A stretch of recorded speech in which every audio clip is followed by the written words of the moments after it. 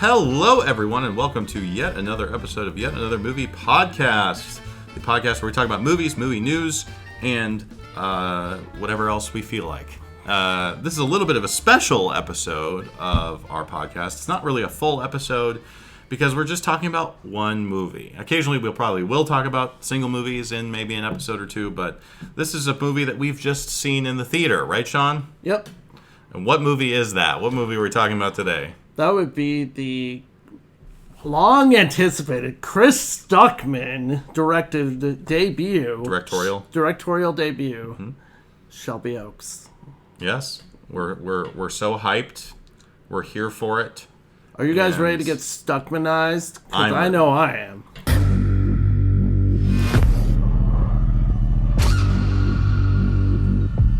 Don't be afraid. You should be proud of her. Riley. Please, baby. Hear me.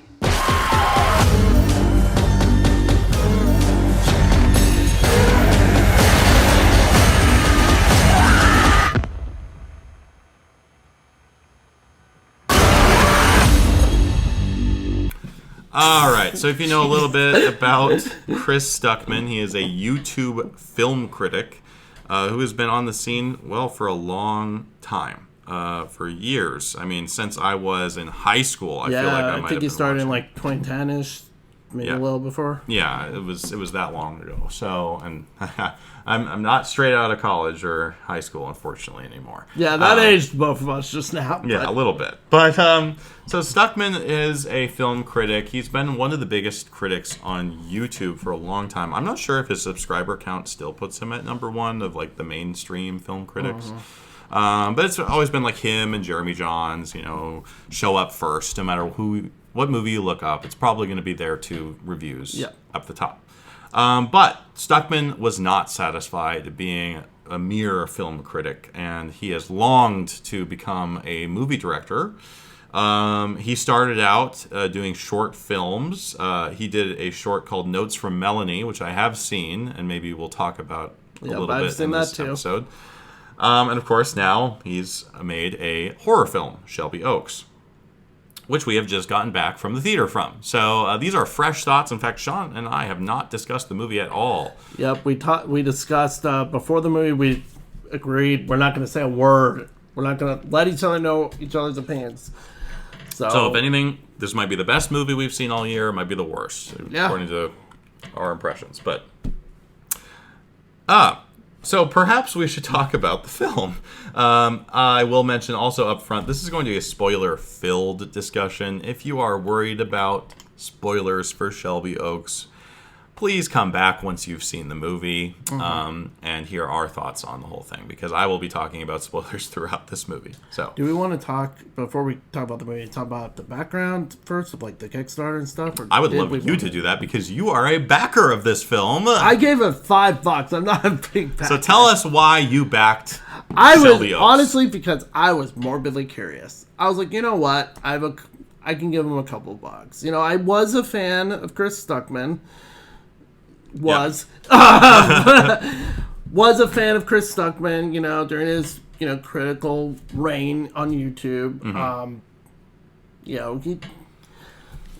He could be a bit of a fanboy sometimes, but I always respected that he would talk about a variety of different films, including foreign films, older classics, like true older classics, not just the mainstream. Everyone likes that old movie, Star Wars and It's a Wonderful Life stuff, but like he would actually try to get people to watch like lesser known films, newer films as well. And I respected him for that. And I thought he'd at least try to have some nuanced thoughts on some of them. So I was curious to see what would happen with this. And so I was like, you know what? I can throw a couple bucks his way. Sure. Like, why not? And so he obviously leveraged his YouTube following and used it to help fund the movie. It was, I believe, the biggest Kickstarter film project ever in terms of amount raised. It was like over 2.7 billion, I think. Crazy like that. Some crazy amount of money. So Stuckmann had written the script.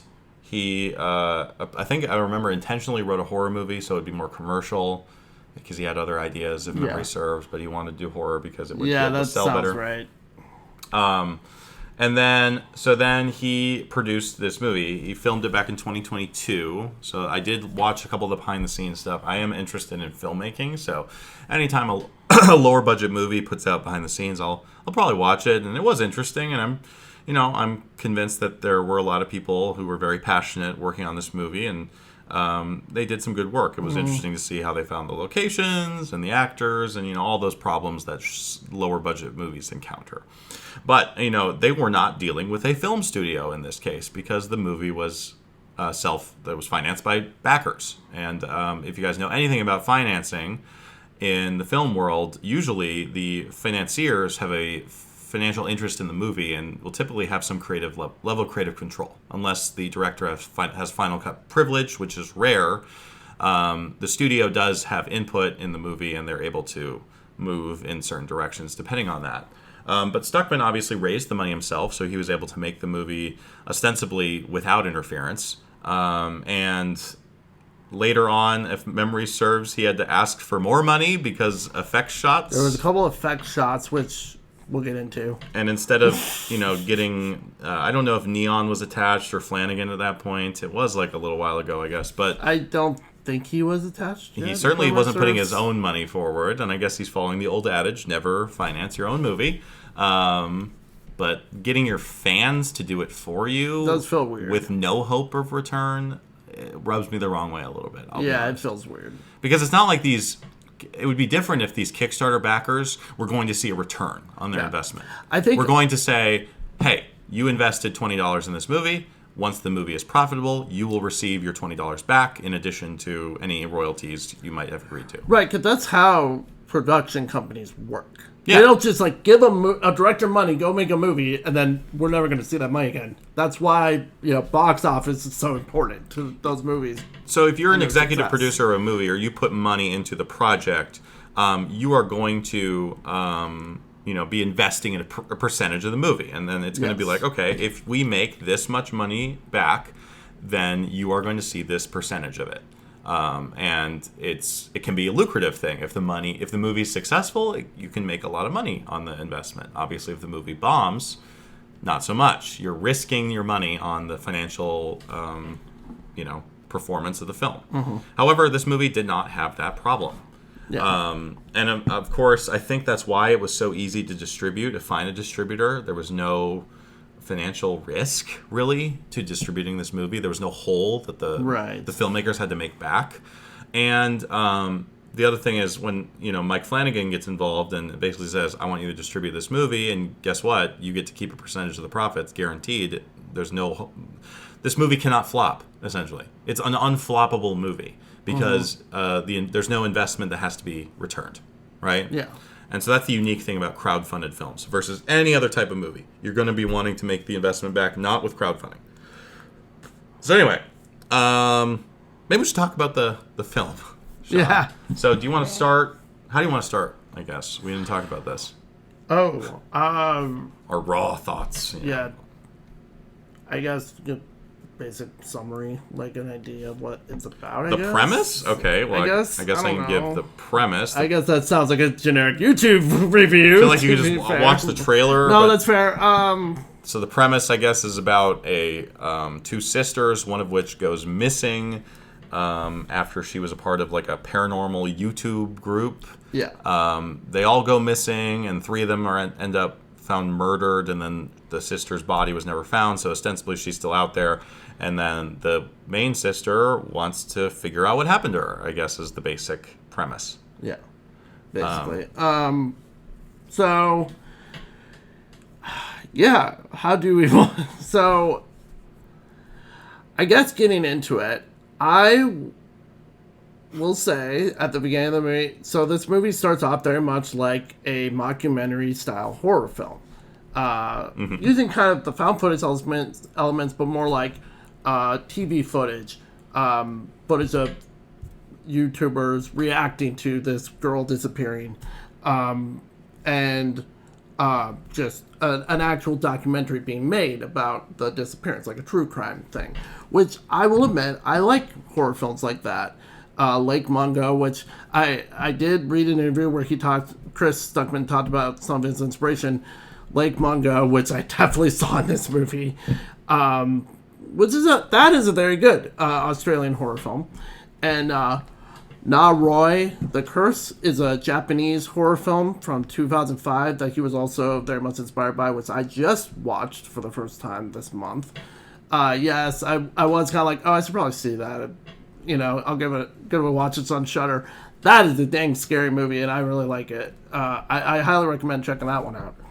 And I like that kind of like documentary style, like true crime. It kind of makes it feel almost like real, like it gives it a kind of real feeling to it. So I do enjoy that as a horror film idea. And actually, I will say I got into the mystery of this. I was invested in like, oh, what happened to her? Okay, I am actually getting like brought in and like curious about like, okay, what, I'm curious what the reveal is going to be. Like, is she even alive? Like, are they going to, like, I was like trying to figure it out. Like, what could have happened to her? Like the sister, like, she's, it kind of cuts. So about after 15, 20 minutes in the movie, it kind of cuts to like just a regular style movie. So it kind of goes in between the two styles of a mockumentary. No, it doesn't. It starts as a mockumentary and then never really goes back until the very end. Oh, that's fair. Yeah, until the very end.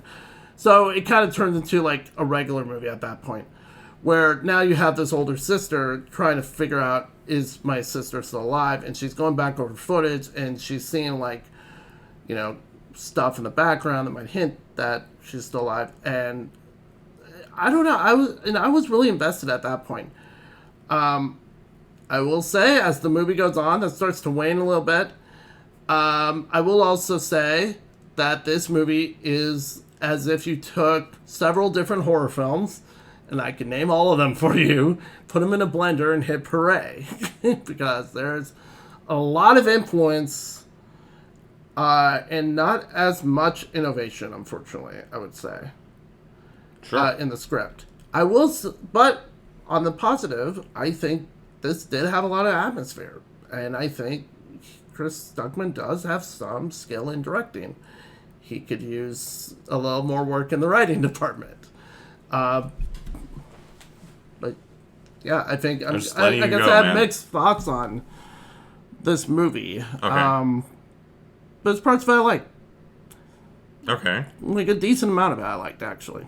But then there's the ending and other stuff that I'm like, that is stupid. And I guess I don't know. I don't like it when I'm just sitting here monologuing and then let's make it more of a conversation now. I thought this movie was really bad from the very beginning, and it never got better. Okay. Which is too bad. So let me contrast what you just said with what I noticed. First of all, this movie starts with like 25 minutes of mockumentary. Sean is correct. Mockumentaries are really tough because they're trying to copy something that has been mastered by documentary filmmakers, and that is the art of storytelling through interviews, B-roll, editing, text, music. And it's been so perfected over time that you can sit down and watch a Netflix movie that from a director you've never heard of, with a story that you have no connection with whatsoever, and you can be engrossed and intrigued and get super into it because they've gotten so good at it, right? And copying that is actually hard. It's really hard because there's a way that you make those films, and I feel like Stuckmann doesn't really understand how those films are made. First of all, the mockumentary section, you can tell they really wanted to like hit that hard, but it moves way too fast. Things are revealed where they would never be revealed until the final act of a mockumentary. Yeah. It moves at light speed through these. It's essentially an excuse to give a ton of exposition. It's really that. It's, hey, let's do this conceit where we can talk about the backstory of the movie for 20 minutes and pretend like it's not distracting because it's a documentary, and that's what you do in documentaries. But what it really lacked and what it was missing so much was the slow unfolding of a narrative. In Lake Mungo, this narrative unfolds over an hour where they're slowly giving you tidbit, piece, here and there, creating a path. And then the final act of Lake Mungo really hits hard because of that buildup. This movie doesn't do that. In fact, the mockumentary section goes nowhere. It just ends. We're done with our exposition, guys. Okay, let's end with this. That's, you know what, now I'm thinking about that more, you're right. It is kind of just like, here's the exposition dump. This is how we're going to get all the background in. And then it's like, okay, now we're going to cut to the real... Yeah, that's a fair point, actually. And the cut feels... Which I think... It feels disjointed. It feels...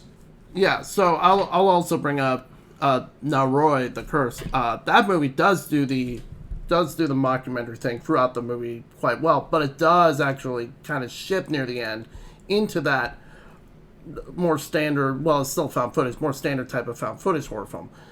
But I feel like that movie, I'm thinking about that more. That movie just earns it better because it does build it up so much slower, like Lake Mungo does. It builds up that mystery very slowly. So you're really, when it goes to there, not to spoil that movie, you are tense. Like, what is going to happen? What are they going to find? You know, like when they go to this place they're going to. Yeah, I guess I was okay with the mystery in that, and I do like that as a style, as a conceit that's like true crime. You know, it's a fictional true crime, but I just do enjoy that because it gives a more real feeling, like I said. But I agree with you. I think Chris kind of rushed through it a little too fast. I have no problem with mockumentaries. In fact, I think they're kind of underutilized form of entertainment, which is funny because you think with how prolific documentaries are, more filmmakers would have invested in that medium. But I mean, like beyond like Lake Mungo and the Bay, it's hard to think of major examples. Ones, yeah, Poughkeepsie tapes. That's another good one. Yeah, but that's not a major. Was it even released theatrically? Like that's the thing. It's like you really run out quickly. No, that's true. Because I mean, it's just a niche type of storytelling. But again, Stuckmann doesn't commit to it. He drops it in there to give exposition, and then he shifts away because he wants to make a quote-unquote real movie. Fair enough. Okay. Then we got to judge it as a real movie. So we do. And the movie somehow gets worse from there. That's kind of when I'm like, oh no. Well, you said you were really invested. I was invested during the mockumentary part. So the first 25 minutes. Oh, you kind of made it sound like during the investigation or the mystery that I guess that's what I was talking about. Oh, I thought you were talking about when she's trying to look into... when she's looking at... Okay, so here's the thing. Because you brought up like the video in the background. It looks good. Oh, I guess that part I was still kind of invested in. Yeah, when she's looking at... So she it's about halfway. I guess, yeah, we're doing spoilers. This guy shows up who turns out to be the guy who killed Riley's friends and kidnapped her. And he shows up saying, she's let me escape, and shoots himself and has this videotape, which is a little silly, the way it happens. Well, they're trying to do that shocking opening thing that horror movies do. And it's holding this tape. It just says Shelby Oaks, so obviously she knows, this is connected. So she plays it, and it has, like, unreleased footage of Riley and her friends there, and there's, like, stuff because there was she sees one in the camera that Riley, that's her name, Riley, had set up in the bedroom, and the police found that one, but the other camera was taken by the killer guy. And there's kind of this question of what happened to the other camera, which, obviously, like you said, that's what happened. But when she this sister, Mia, actually goes to Shelby Oaks, first she goes to this prison that this guy was in. I don't know. Maybe I'm skipping too far ahead. I don't know if we want to go chronologically, but it's kind of like when she starts I don't want to talk. I don't really care about talking about the plot from beginning to end. I'd rather just talk about the movie. It's like when it starts turning into a real movie, that's when I started noticing more of the problems of the pacing and also like, okay, so Stuckmann talked about needing more money for effect shots. I would love to know which effect shots those were. Because the 2 effects shots that I saw, there's like a couple. I guess there were a bunch. But like 2 of them were so bad that they easily should have been cut. There was one that actually was in the beginning when they're showing like older, whatever their paranormal group was. They show older videos and they're like in this hospital or something, and this ghost slams the door and looked like a damn Scooby-Doo ghost. I was like, was that a CGI shot, you think? Because I actually kind of missed the design. It looked CGI. It did, okay. If it's not, okay. But either way, I was like, just have the door shut. I know that's a cliche, but... To me, the things I knew were CGI were the dogs and the monster. The dogs were definitely CGI, and the freaking... So, like, there's this part where she goes to this prison, and she's, like, in this cell where she knows this murderer had been, so she's investigating there. And there's this part where she senses there's something in there, so she gets out of there. And then this dog comes at her, but then, like, this arm reaches out of the cell and grabs the dog, and it looks like such a bad CGI arm. I was like, just cut that. Why? Like, have the dog get yanked via nothing into the cell. That would couldn't really see what happened either, and the dog came out of nowhere. She didn't even hear it coming, which I thought was kind of goofy. Yeah, like, and then it didn't attack her. It just kind of barked in her face, and then got...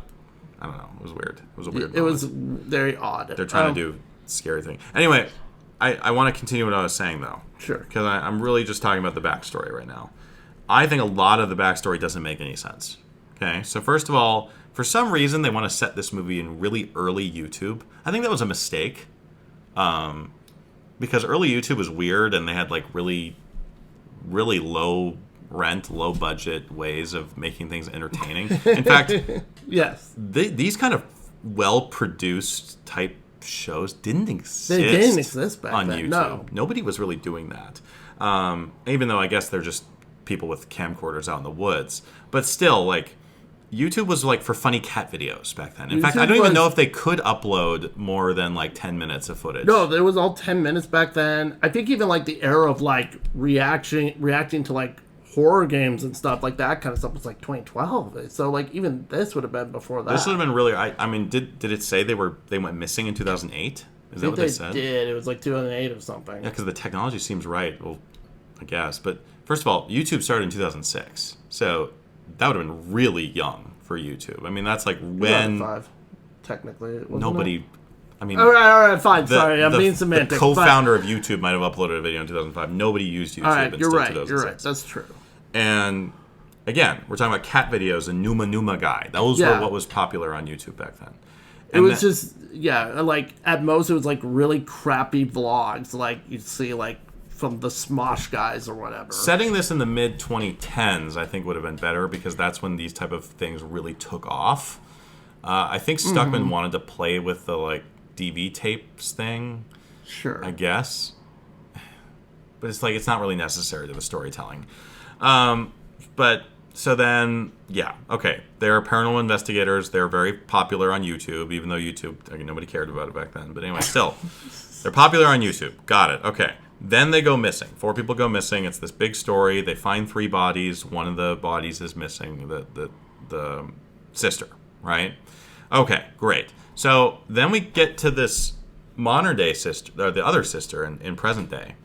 I think it was present day. Did they say 12 years though? Because that would my mental math put that at 2020. So yeah, I mean they were halted because of COVID and stuff. I know they had problems with filming. I'm guessing this was supposed to come out in 2020 or 2021 or something. That was the other. Had to be right. I was just thinking too. Do you remember that they tried to do like viral marketing for this movie like 2 years ago?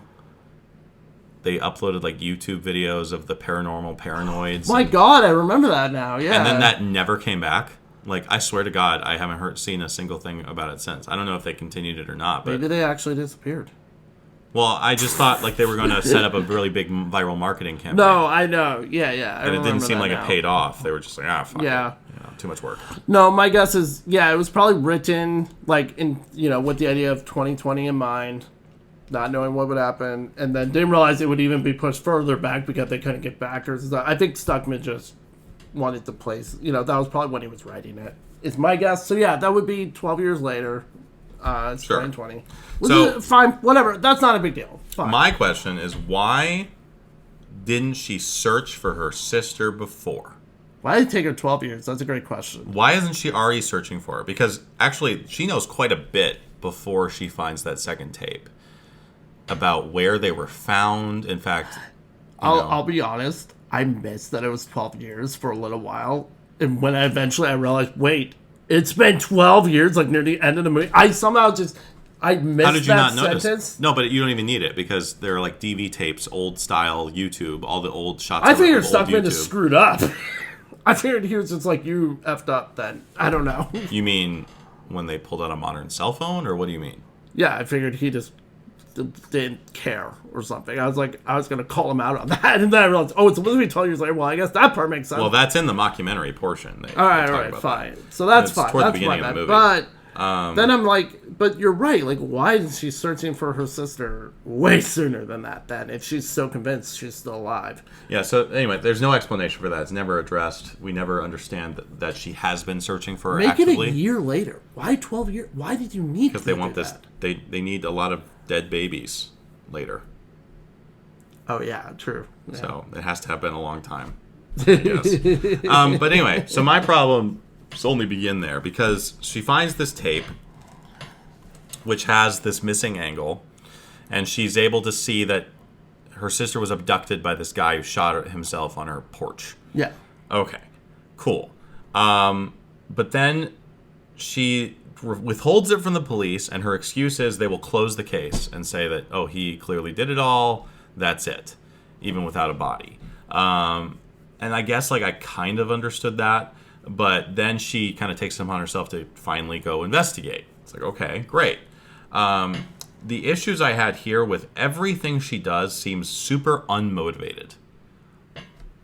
Question, why did she go to the prison? What actually drove her to go to that prison? What was she hoping to find there? She saw the video of her sister she reacting. Watches the video again, and she. But she goes in a hurry. Well, because she knows. So she has talked to Keith David at this point. By the way, yes, Keith David is in this movie in For a 2 small minutes. role for 2 minutes. That's how much stuff we could get him for. But fair enough. So she knows this guy who kidnapped her sister, may have murdered. We don't, she doesn't know at this point. Was in this prison for 5 years. And so she's watching the tape and she realizes, because she has learned what the same prison, cell. what the Yeah. cell number is, so she realizes, this sister is Sure, having okay. a weird reaction to the cell. I guess she figures maybe her sister saw something. Maybe I can go with that, first of all. Okay, so sure. I maybe can kind of go with that. But here's my problem. Horror movies often forget to do a few things. First of all, would you really go alone to this type of thing? No, that did bother me. I'm like, Does she not have friends? She it's funny because they do the, I swear to God. I hate the cliche of the husband doesn't believe her. Shane, I literally wanted to turn to you and I'm like, if I ever somehow, which I will never do, but if I ever make a horror film, I will literally subvert that. I'm going to have the husband be the most all right, yep, all right, I believe you. Okay. Well, because frankly, I've seen enough horror films where I'd be like, oh, okay, my wife's playing this. Okay. It's been done. They have subverted it. Lights Out subverts it. That's true. Lights Out does. So that's a great example. But it's so annoying because he just literally, he's like, you need help, and just storms out of the house. It's so funny. Not only doesn't believe her, but is like a dick about it. Yeah, it's like, And dude, then like that's her sister. The reference chill, later man. is that she's leaving him or they're separated because he's a dick. But why is he in the movie? What did he add to the movie? I don't know. Just have him be divorced already. He has nothing to do in the plot. Absolutely nothing. No. There's no role for him. There's no reason You for take him him out of the movie, you save about 7 minutes of runtime, and the movie is the same. Yeah. So, padding, I guess. Yeah. But anyway, one less act you have to pay, Stuckmann. There you go. I would not go to an abandoned asylum or prison. No, alone? Alone. Hell no. Yeah. I get and she believes in this demon, too. So she knows there's a threat. Yeah. Yeah, so at this point, they've kind of figured there's something was possessing this guy or controlling this guy, probably a demon or something. So, yeah, like, she knows there's some kind of connection there, probably. But then we get to what I think was the main problem of this movie is, like, Stuckmann had an idea of, like, a scary image or, like, a concept. And is like, how do I work it into the movie? And that seems how the plot is constructed. Mm-hmm. Because you have this... Everything is like a cliche in this movie, first of all. So, like, they have this guy who's staring at the prison bars, and there was a riot, and he could have left his cell, but he didn't. He just stared outside his bar. First of all, how do you know that? Like, I understood you found him in the cell, but you just assumed he was standing there the entire time? Like, were you watching him? Weren't you, like, concerned more about the riot going on around the prison? But okay, I guess he knew exactly what this guy was doing. Oh, and by the way, this is a little bit aside from this, but the reason that Shelby Oaks was abandoned was this stupidest, laziest one-line explanation I've ever seen in a movie. Oh, that's right. We don't know why people left Shelby Oaks. Maybe the soil was bad. What? Hold on. That's the reason I'm supposed to understand. Well, they're trying to make it ominous. No, the line's like, maybe some people say the soil is bad. Some people say this. But some people say... And, like, they're trying to do Why did they leave? Ask them.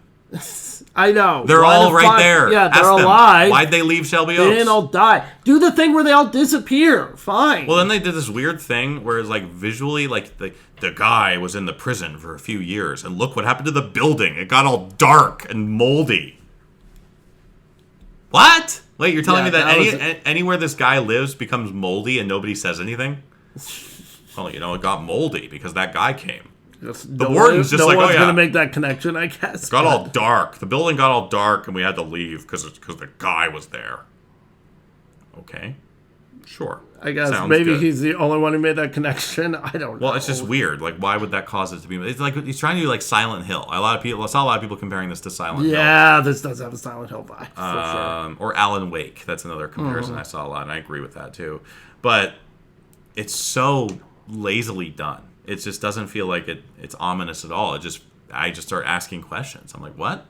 What do you mean the town was abandoned? Why? Like, they should have given a reason. You don't actually have to come up with that strange of a reason to have a town in Ohio abandoned. It's in the Rust Belt. Towns fall and become ghost towns. It happens. But anyway, that was just an aside. But anyway, but then she goes... Well, I'm trying to remember what happens because she goes back to Shelby Oaks. Well, doesn't she just go straight to the amusement park after that? Yeah, I think so. And the movie also goes out of its way to point out that the amusement park and the prison were the last two things open, which is just a weird detail to me. Like, why did we need to know that? And why would those be the last two places open? I guess because that's where the demon is, but... Why would the amusement park be the last thing open? Like, yeah, all the people in the town have left, but the amusement park, we're still going strong, boys. Yeah, that is weird. And, like, that doesn't pay off other than it's just the location that her sister went to because it might be haunted. Yeah. That's all it is. No, that's fair. Like, why keep that open? Yeah, the schools, because, like, if everything else is closed, that means the school's closed, churches are closed, every, like, building is closed, but the amusement park is magically open. It's going strong, Sean. The amusement park is making money. So that was weird. And then it just felt like an excuse to have a creepy place. Like, there was no reason for it to be an amusement park. It's never explained why an amusement park is haunted or anything. It's just a creepy location that Stuckmann knew he could film at. So he put it in the script. Find a better reason, though. It was a terrible reason. Make it work better. Yeah, and then, again, the reason she goes there is very weird to me. I guess, like, you could say she was called to there or something. Like, you'd make it all supernatural. But again, she's alone. And then the movie... I don't know. I guess that's my one thing of, like, yeah, is it dumb? Of course. But it's also, like, it's a horror movie. I'm so freaking used to it. Also, like, I guess, I don't know.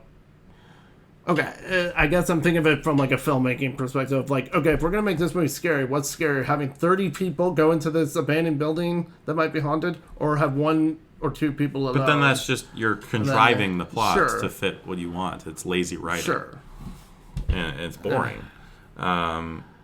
Yeah, and by the way, very little happens in this movie until this point. I mean, it's just, and the last 30 minutes of this movie, like the amount of time she's just slowly walking around looking at things, so boring.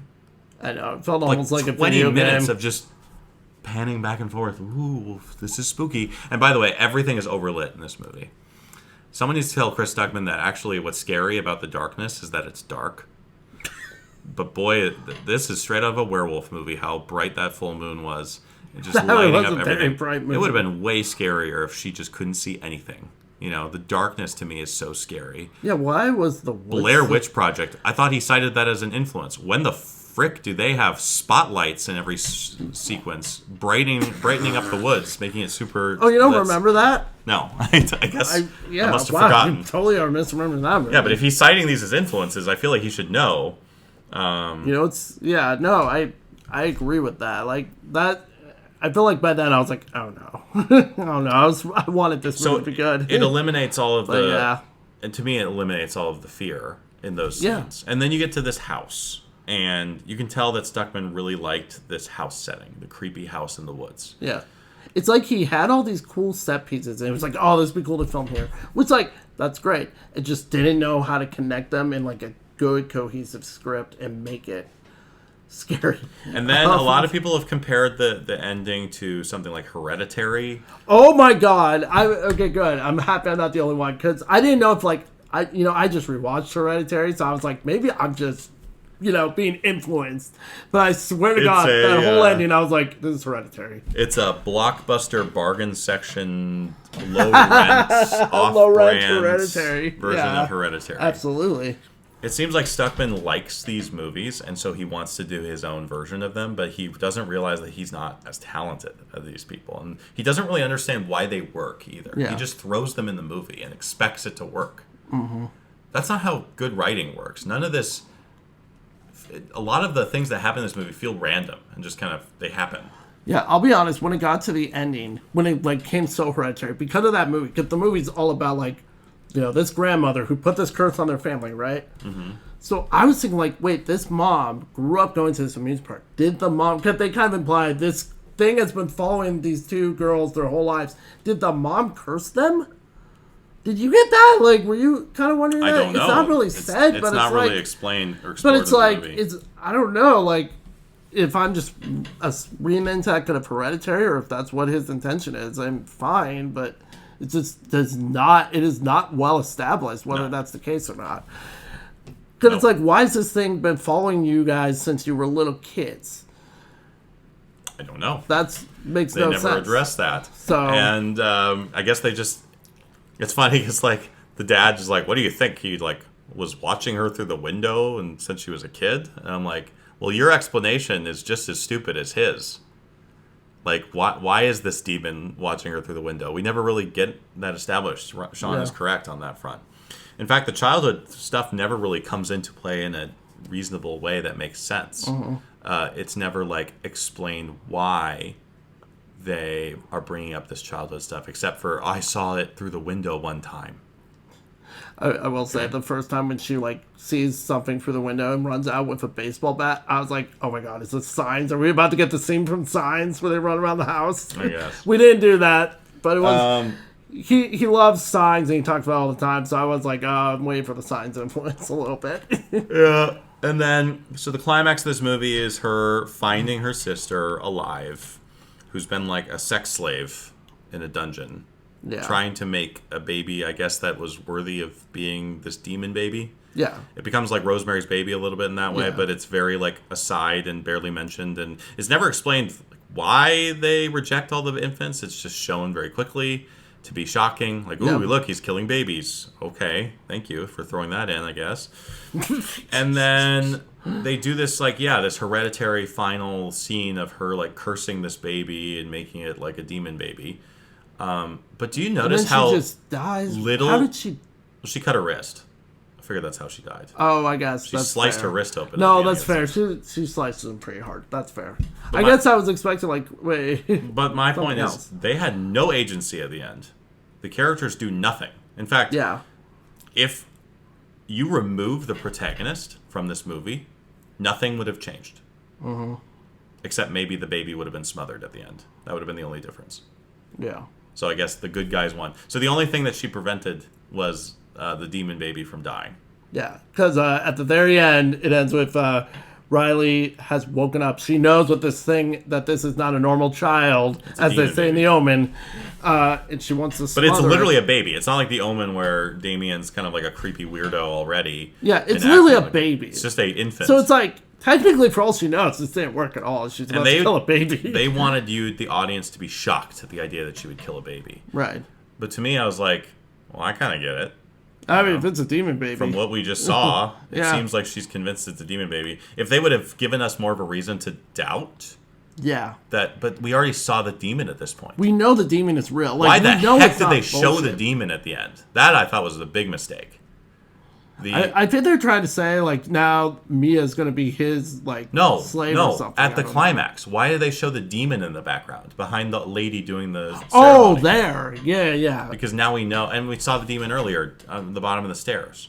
If it was Right. just the old woman the whole time, we could have had a suspension, like a doubt, like, Yes, like maybe. was this just her and the guy who kidnapped her, and the whole demon thing is just Maybe these bullshit. people are crazy and Yeah. you shouldn't just kill this baby. Like, whereas we know it's like, well, yeah, we saw the demon. We know it's a demon baby. Yeah. In Okay, fact, the fine. sister knows it's a demon baby. She's just okay with it for some reason. Yeah. I love that she's like, Wait, does she know?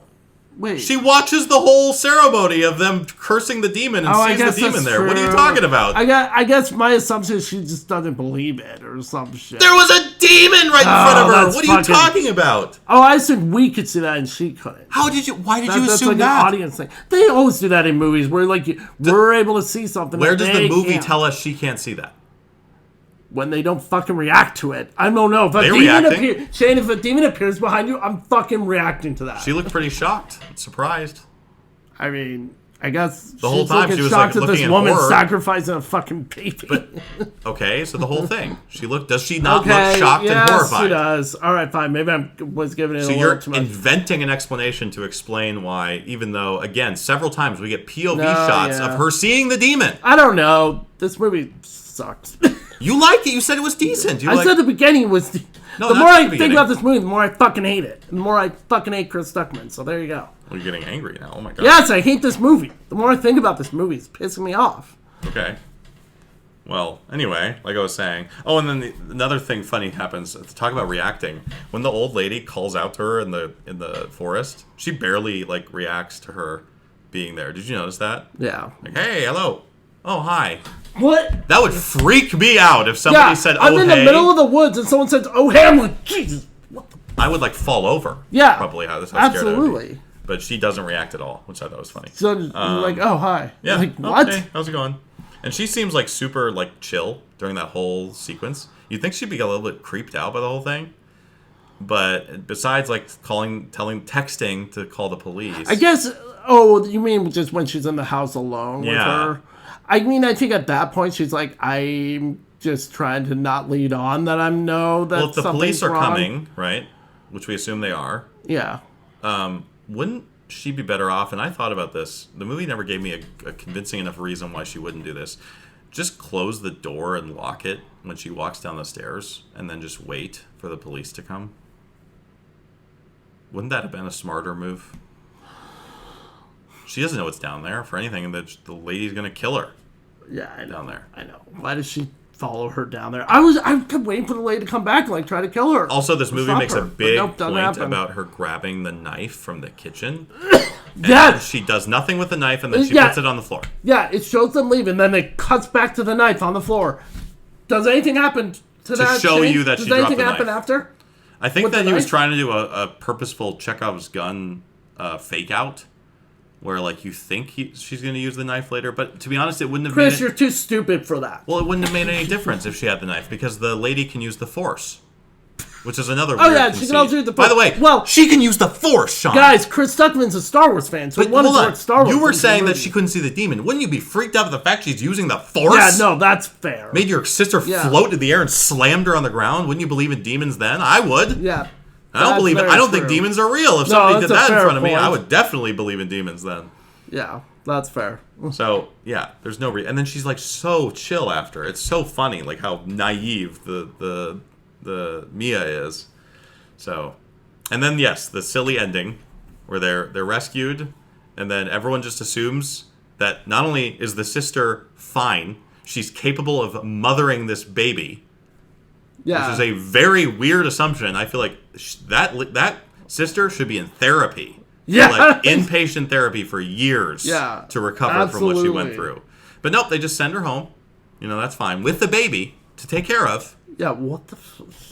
And then, of course, she tries to kill the baby because they're stupid and they let her take care of this baby. And then she very, very sillily falls out the window and gets eaten by dogs.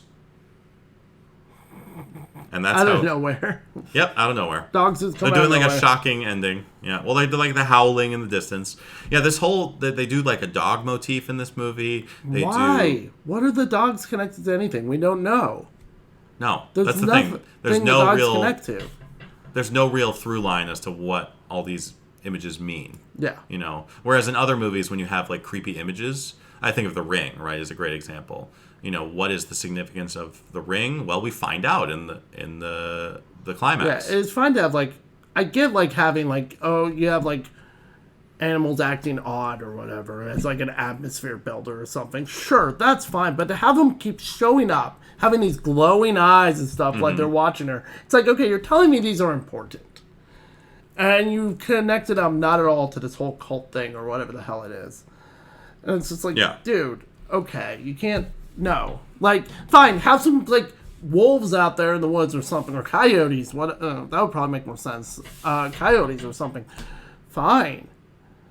Yeah, But don't, like, have them show up every 5 seconds. Okay, not that much, but show up so much with glowing eyes as if that's supposed to be... They're, like, watching her. They're the watchdogs or whatever. Like, you know, the dog in The Omen? It makes sense because it's a hellhound. Yeah. It's a protector of Damien. Maybe that's what they're trying to allude to in this. Maybe, But why are there yeah. more animal followers of the demon than humans?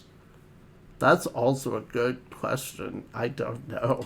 Also, the demon shows up many times, and yet apparently is powerless and needs to act through humans. That's never explained. Why can't the demon do things by itself? Why does it need to act through all these people?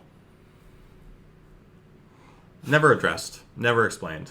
In fact, the demon barely does anything in the entire movie. He just stands there and looks menacing, I guess. Why? Why was he there? Why was he behind the group in the earlier, when they're doing the video, she sees him in the background? Which, by the way, was funny. Like, they're trying to do, like, Sinister, but, like, it was actually kind of hard. God, It was kind of hard to make out what it was. Like, the design of the demon is super generic and not very scary. I guess, okay.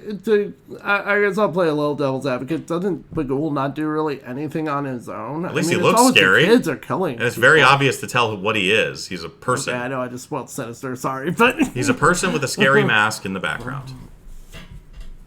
This weird triangle head thing, which is like a pyramid head, I guess. They're trying to like ape off Silent Hill in that way, maybe.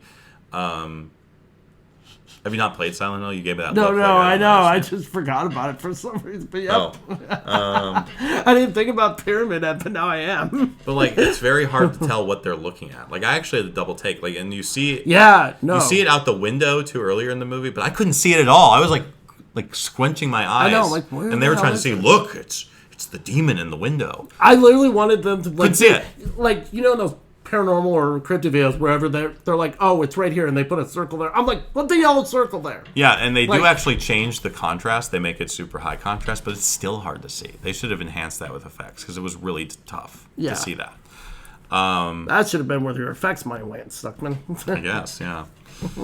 And so overall, the movie, just a bunch of stuff happens with references to movies that are better, and then the movie ends. And I was just Yeah. mostly just really bored through the whole thing. Yeah. But also just like kind of surprised at how bad it was, because I was really trying to give this movie a chance, and you know, it did have some people coming out saying they really like it. Right. I think they're biased towards Chris Stuckmann. Or I something. think they are, yes. Well, you said you were enjoying it halfway through, so Yeah, and then the second half of the movie happened, Shane, and then it ruined the movie. yeah. Like, but to me, the first I don't half know was what you want me to say to almost that. as bad as the second. That's Like- the difference, I think. Okay, well, fair enough, I guess. It's like, dude, like, Stuckmann, you were a decent critic. Stick to it. You're not a good filmmaker. You're kind of stupid. Just stick to what you know, which is film criticism. Your filmmaking skills are ass based on this movie. Okay. It was really bad. Yeah, I was not a fan of this movie at all from beginning to end. Like I said, I'm glad you got something out of the opening, but I was just more bothered by the pacing. I feel like that might have been more just playing into my horror bias and fandom of those subgenres, which kind of makes me even more mad. I'm like, oh, you got me by just photocopying what I like into your stupid in terms script. of like, the elements, I think the lead actress, she was all right. She did an okay job. Yeah. Everyone else was kind of bad, but she did all right. And then the cinematography had some moments that I didn't mind. Again, it didn't feel like a unified vision, though. It felt like, oh, for this shot, let's do this cool dolly shot where we dolly into her researching in the library. But that was it. Like, we don't see that visual again. Like, the movie didn't have a cohesive language, Like, and sometimes we get handheld, sometimes we get tripod, and it just felt like we were kind of jumping all over the place without much of a it's like vision. what he had available that day. Yeah, It's or just like, what he felt would okay, look cool in that fine. moment. Yeah. But that's not how you make a great cohesive movie. There's thought Yeah, it's put into like everything. I almost wonder if it was like, this is my one chance. I got to put everything I've ever wanted to do into this one movie. And it's like, dude, this is why you might never get a second chance if you do that. And you know what? As they say, less is more sometimes. I think it definitely does apply here. I think that he tried to do way too much, and it ended up feeling overstuffed, and nothing was well developed as a result. And that's why it was funny. I was telling Sean, when I watched the trailer, it was really tough for me to figure out what the movie was about. Right. And now I know why, because it's not really about anything. I mean, it is about something, but it's so surface level and half-baked and thrown in with a bunch of other ideas in a blender, right? That it's really hard to distill in a couple sentences. And I always think if a great premise-based movie should be able to be distilled into two solid, like a log line, or something that just tells you the premise of the film, in a 2-sentence form, very basic. Yeah. So overall, didn't love it. Yeah, this movie isn't good. It's bad. It actually makes me appreciate a little bit more some other less good horror movies I've been seeing recently, because it's like, okay, well, at least those had a coherent, cohesive vision. Yeah. Or they're better made. I mean, I guess I can give him, it's not, I've seen worse horror films than this. It's not overly reliant on jump scares, so I'll give him that. The problem is he doesn't supplant it with, suspense. That really key detail that great horror films have. Well, let me ask you this. I don't know what your worst horror movie of the year is, but I think this might be close if it's not it. The Conjuring 4. This is worse than Conjuring 4. So you think it's worse than Conjuring 4? I would probably say the same, even though I think Conjuring 4 is not a great movie by any stretch of the imagination. At least Conjuring 4, I guess I would say, at least, as a horror film, it's bad. 100%. And it's not like a good movie in this way, but it's I connected enough with the Warrens, and it was this nice farewell to them as characters. I'm okay, I kind of like those parts of the movie, I guess. I just think it was a more cohesive movie. It is a more cohesive movie, also. With better, scares, even though the scares weren't great, they were better. Yeah. Yeah, that's the other thing. This movie's not very scary. If you're going to Shelby Oaks to be scared... Yeah, I was so disappointed in that, because it's I said up top, I love mockumentary horror films, and I'm great, let's get another one that's scary, and it's so disappointing. Yeah, I don't know.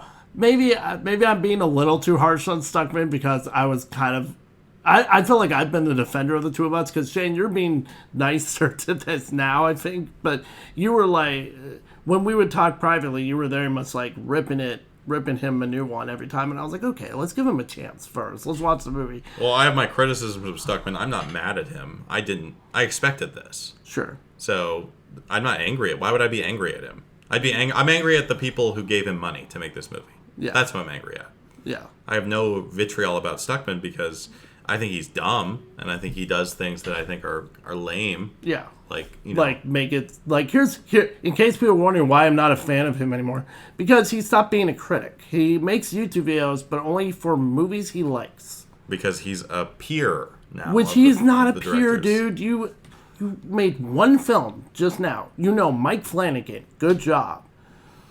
Like, Yeah. to be fair, that's more than we know, obviously. But that's not the point. The point is, dude, don't shit where you eat. The really first. hilarious Like- thing is I know that Stuckman's convinced that he's going to make an A24 movie. I know. Because he's like, I've been talking to A24, and I sent them some ideas, and we're still talking. Okay, when you call them and they say, "Who the hell are you?" That's not talking A24. Well, they definitely know who he is because he's a critic. Okay, I But know. I think they're trying to very respectfully say we're not interested, which I don't blame them. Yeah. Because if this is what he does for a horror movie, could you imagine what he would do for like a drama?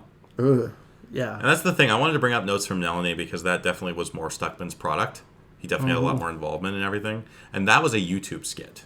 Yeah. That he pretended was a short film It was a YouTube skit. because Which he is shot fine, it on, make a YouTube because he skit, shot it on but- red cameras. That to him means it's a short film. Yeah. It's like, Okay. look, I've made YouTube skit videos that are technically like film length, technical, whatever. I would not call those movies. I would never send them into a film festival or anything like that. Whereas Stuckman's like, didn't he send Notes from Melanie into a film festival? I would never do that. Can you imagine me being like, okay, I made movies for a summer camp I help out at, like during COVID. Can you imagine Shay and I sending Servant Camp the movie to freaking like TIFF or something? I actually unironically think you could have submitted it to local festivals and probably got Local it screened. festivals, maybe, but he did that with his, and that's fine because Yeah. you can submit anything to a local festival. Yeah, and they'll screen it. It's fun, actually. I mean, I've been Sure, to the... no, there's nothing wrong with that. Yeah. Great, but just know the level you're talking about, dude. Like, Well, the fact that he was not self-critical, and that's the other thing. that scares me. Stuckmann seems to be really bad about taking criticism. Like, I think of Zod Snap Neck, and that fallout, it was a big deal. The Red Letter Media controversy. Oh my God. Going back a decade or more. The at joke this wasn't point, even aimed at him, by the way. But anyway, Well, yeah, it was. no, Obviously, it was. I remember hearing like Rich They Evans say, said- "Oh yeah, no, it had nothing to do with him." Like, It did have to do with him. They put a freaking picture up of him. yeah. So obviously it had to like do I with him. remember. No, I watched the video where Rich Evans was talking about it with Jack, and he was just like, "No, we had this one guy who had a red background because we had an inside joke, and he had a similar background to these other two YouTube critics, so we just threw them up there. That's all it was. So I Yeah. don't even think they were really thinking about either of them. No, but they put the. My But point sure, is they put him sure. in the video. He Yeah, is yeah. in the video. Point is, yeah, he is. But in it there. doesn't But matter. anyway, it Even doesn't if they were making fun of him. It doesn't matter, dude. If they somehow came across my Storm Camp video and said, Rich Evans made a joke about my video, that would be the greatest day of my life. Rashawn, I'm sure you have embarrassing pictures when you were a child, just like Rich Evans does. So we should Yeah. send them in and see what they say. You know what? If they made fun of me on their YouTube channel, I'd be like, I've made it in life. Mm-hmm. Like, that's awesome. So anyway, And that's what a Red Letter Media fan says. yeah. Anyway. To wrap up my thoughts of Shelby Oaks, it's one of the worst movies I've seen all year. It's Worse not, than Minecraft, the movie? No. I said Okay. One of the Okay, I was worst. just curious. No, Minecraft If movie it's worse might than be that. worse. Okay. But it's not too far off, which is sad. I know. I just really didn't like this. I was just really bored, but also kind of hurt because a lot of money went into this, and it didn't really show. And I feel like it was money wasted. I know. What, if anything, it's motivating me to get back to my film stuff because I'm like, hey, Shit, if Chris Stuckmann can make a movie, freaking hey guys, anyone can make a movie. If Chris Stuckmann can make a movie, a mentally challenged 40-year-old can make a movie. Like, anyone can. Whoever you are. Hear, hear. Go make a movie. yeah, don't rest on your laurels. Do it. The Shia LaBeouf. Do it. Do it!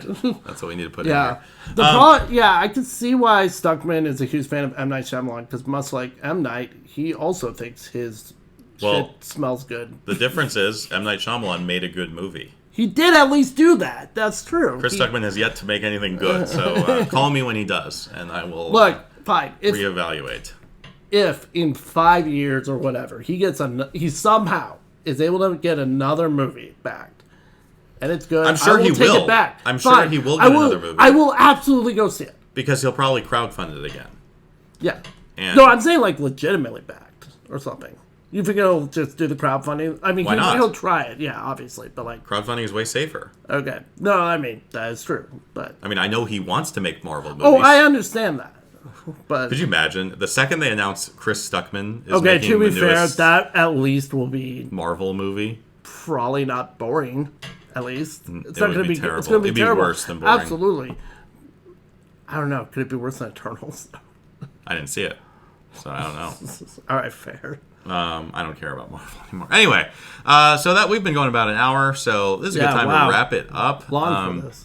Please stay tuned. We have more episodes upcoming, including a Frankenstein special Yes. coming soon. So stay tuned for that. Make sure you're subscribed, like the video, and we'll see you guys in the next one. Yep. All right.